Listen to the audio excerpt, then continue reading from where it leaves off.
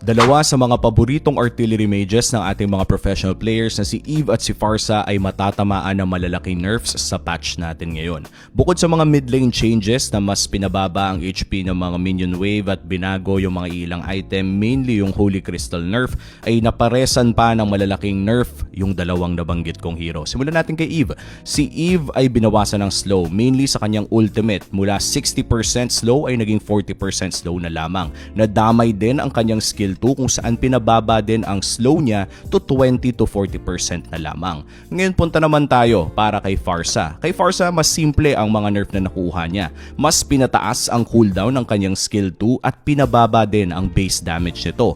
The same could be said para sa kanyang ultimate kung saan pinababa din ang base damage. Overall, mas mababa na ang burst damage ng isang Pharsa without her items at kailangan niya talagang makuha ang kanyang mga main item para makita natin yung katulad nung dati na Pharsa. So pinabagal yung power spike ng hero na ito, meanwhile para kay Eve ay pinababa naman ang kanyang utility. Sa tingin nyo ba ay mapipick pa rin or high priority pa rin ba ang mga mages na to pagpasok natin ng Season 17?